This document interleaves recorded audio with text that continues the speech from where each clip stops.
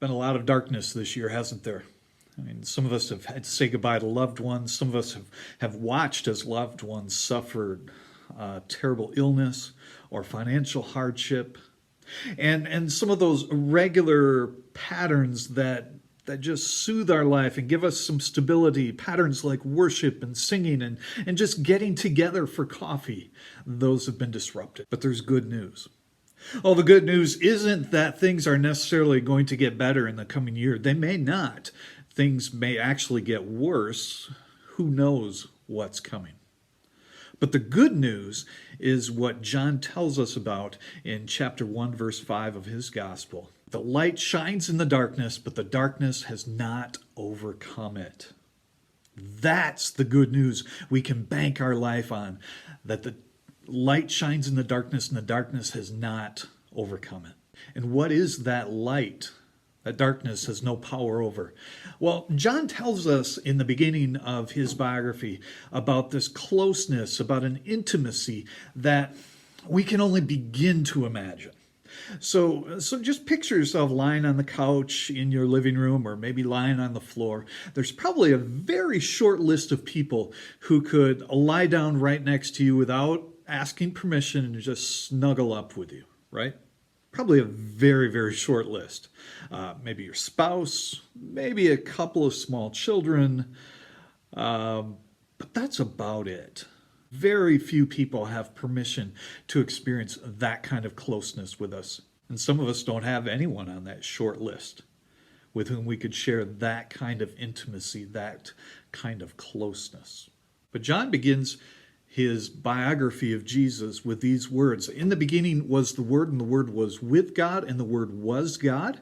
He was with God in the beginning.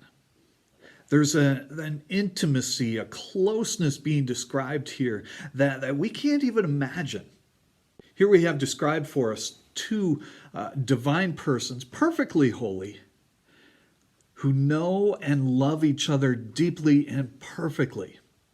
I mean, think of a time when you felt so overwhelmingly loved, when you felt fully understood, when you felt fully protected.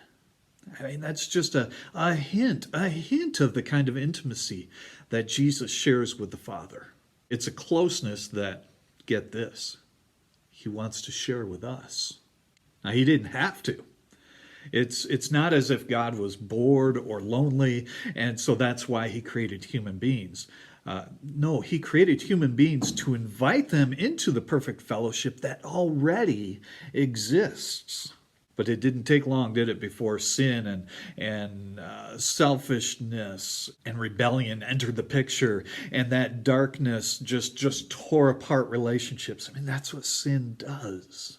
And so the story of Christmas is the story of Jesus entering into our world, becoming one of us to restore that relationship. So it doesn't matter what darkness we have endured. It really doesn't even matter what darkness may be coming our way. The good news is the darkness does not overcome. Darkness does not win. And Christmas isn't even about this great invitation where Jesus says, come on up here and join the fellowship, join the party. Jesus leaves the perfect glories of heaven and endures the worst that this world could throw at him. And so, friends, find your hope in him. Find your rest in the incredible, immense love of God.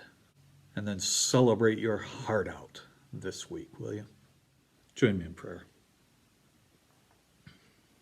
Oh, Jesus, help us to see our only hope is in you and in your love.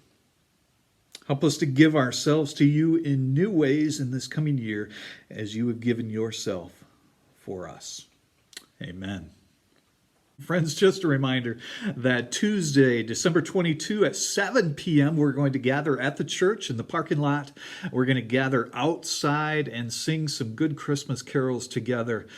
Make sure you bundle up. It's going to be a chilly night. But again, it's Tuesday, December 22 at 7 o'clock. Love to see you here in the church parking lot. And then tune in online at 7 o'clock on Christmas Eve as we'll be having our worship service online. And again, that's at 7 o'clock on Christmas Eve. Hope to see you there. Friends, till we see you again, stay connected, stay engaged, and please check in on your neighbor.